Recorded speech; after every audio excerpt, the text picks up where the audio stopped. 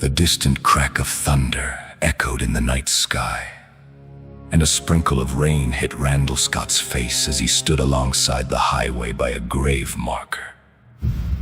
The kind of marker that families place where a car crash resulted in the death of a loved one, and is typically made with a homemade wooden cross and plastic flowers bought from a retail store. The display read, "Rest in peace," but the name of the victim was missing.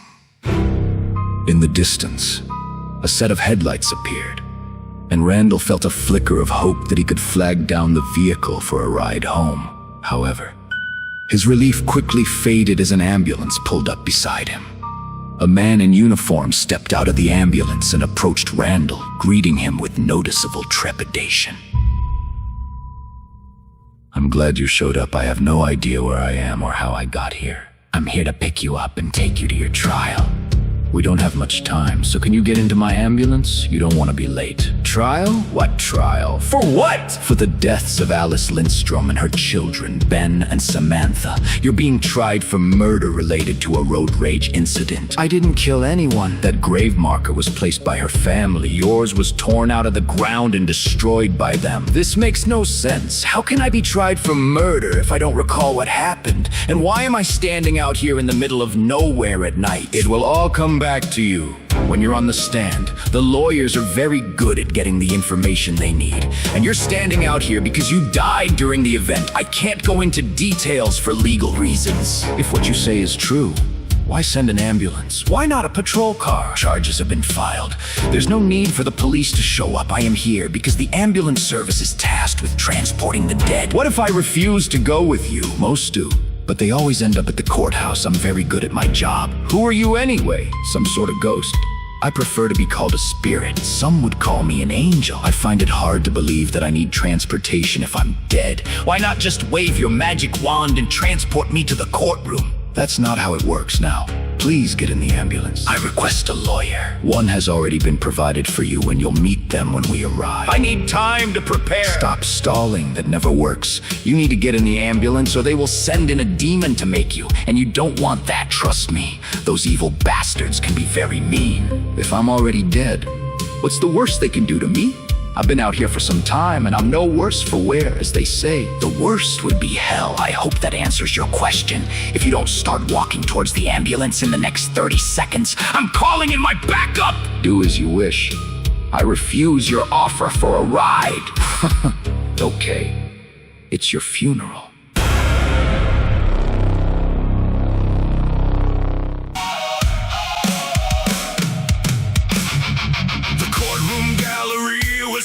With the media and the fans of trials and the mayhem that comes from evil plans, Randall took his solemn oath and sat within the stand alongside a stern-faced judge who ruled across the land. "Do you swear to tell the truth?"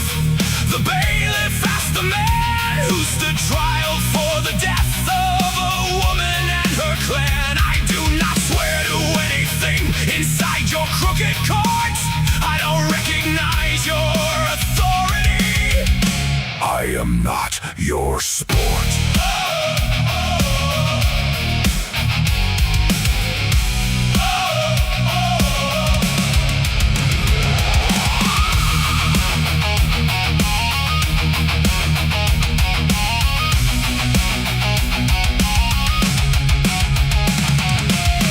Rained down upon the man charged with crimes of murder to make him answer what was asked before he went much further.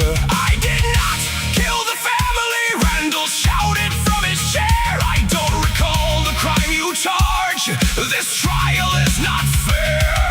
The lawyer for the family approached the bench and barked, "We have all the evidence. The photographs are marked. You know my client had no chance to escape your punishment. Your anger lashed out at them all without a shred of admonishment."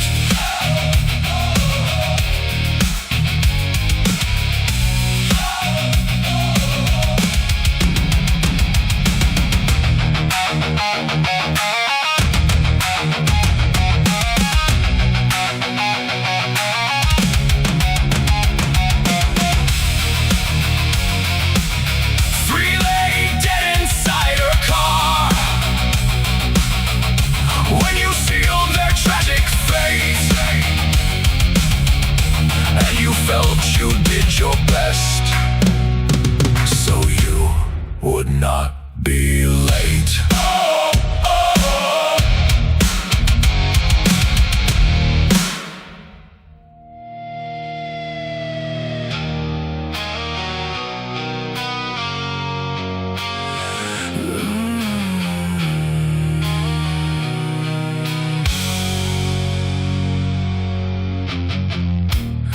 Alice and her children stood below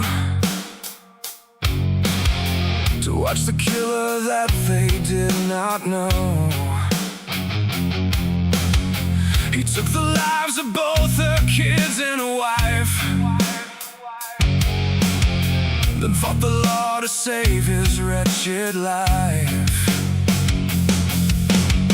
The heavy rope was snug around his neck, his black hood waiting on the wooden deck. He looked out at the massive angry crowd to spot the screaming voices shouting loud.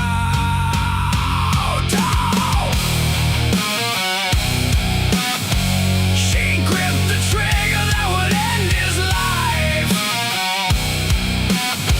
She gripped the trigger that would end his life. She gripped the trigger that would end his life.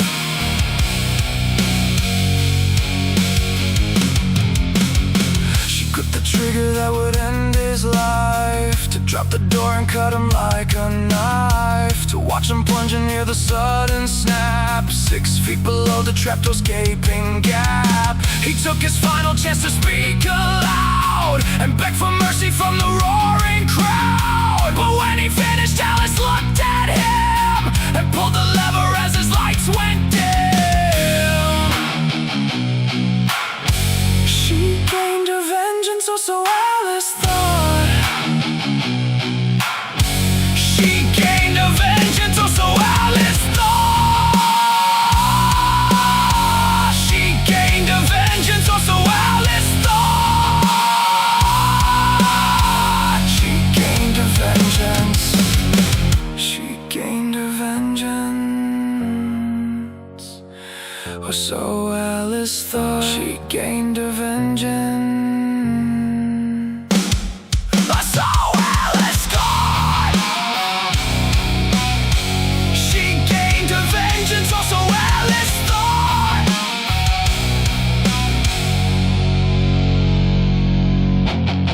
A hollow ending to the piece she sought.